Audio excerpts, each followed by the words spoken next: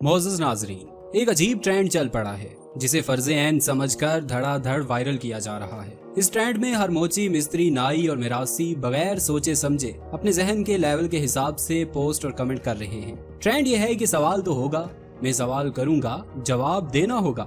ये अल्फाज एक सहाफ़ी की तकरीर से लिए गए।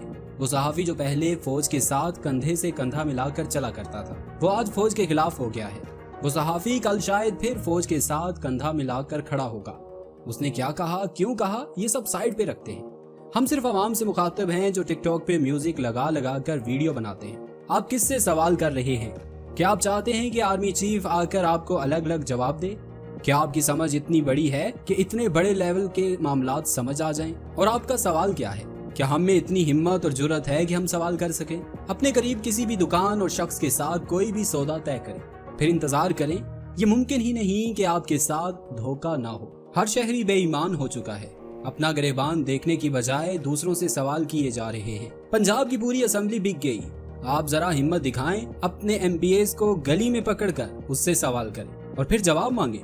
आप जिसके लिए सारा साल नारे लगाते, झंडे चढ़ाते हैं, कभी उससे सवाल करें ना कि जवाब दे। इलेक्शन के बाद कहाँ गायब हो जाते हो? हर घंटे के बाद लाइट जाती है और फिर वापसी की कोई खबर नहीं होती। जरा सड़क पर निकल कर दिखाएं ना और सवाल करें अपने नुमाइंदे से कि मैंने तो वोट दिया था, जवाब दें। हर दूसरी गली में सियासतदानों की मूवमेंट की वजह से रूट लगा होता है, कभी सवाल उठाएं ना। वहाँ तो घंटों बच्चों बीवी के साथ सख्त गर्मी में खड़े होते हैं, जवाब क्यों नहीं मांगते?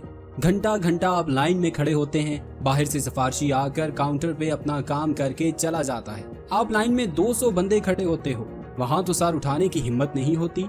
बातें बहुत हैं लेकिन जमीर जगाने के लिए इतनी ही काफी हैं। अगर तमाम पाकिस्तानी अपने हलकों में से गैरतमंद लीडर का इंतखाब करें, फिर वो एक गैरतमंद मुल्की सरबराह का इंतखाब करेंगे और फिर इसके साथ खड़े रहेंगे। आर्मी चीफ ने एमएनएस को पकड़ पकड़ कर सर पे बंदूक रखकर इमरान खान के खिलाफ अदम एतमाद के वोट जबरदस्ती नहीं लिए थे। हमारे हलके के रहनुमा बिके तो इमरान खान की हुकूमत गिरी, और क्यों ना गिरती। आप ही तो वो अवाम थे जिन्होंने 4 साल रोना डाले रखा था कि हम लुट गए, बर्बाद हो गए।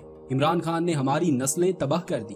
ये रोना धोना देखकर एमएनए और इत्तेहादियों को लगा कि अगर अब इमरान खान से अलग ना हुए तो अगले इलेक्शन में किसी ने वोट नहीं देना। लेकिन मुनाफिकत की इंतहा देखें, जैसे ही इमरान खान की हुकूमत गई, इमरान खान सबको अजीज हो गया। कल अगर इमरान खान की हुकूमत आ जाए तो फिर यही अवाम इमरान खान को गालियां देगी। अपना खेल तमाशा लगाए रखें, लेकिन एक ही इदारा इन चीजों से महफूज था, अब उसे शिकार मत बनाएं। तो वीडियो लाइक करना मत भूलिएगा, सब्सक्राइब बटन पर क्लिक करें और बेल के निशान पर भी क्लिक करें ताकि हर वीडियो आपको मिल सके। अपना ख्याल रखिएगा। अल्लाह हाफ़िज़।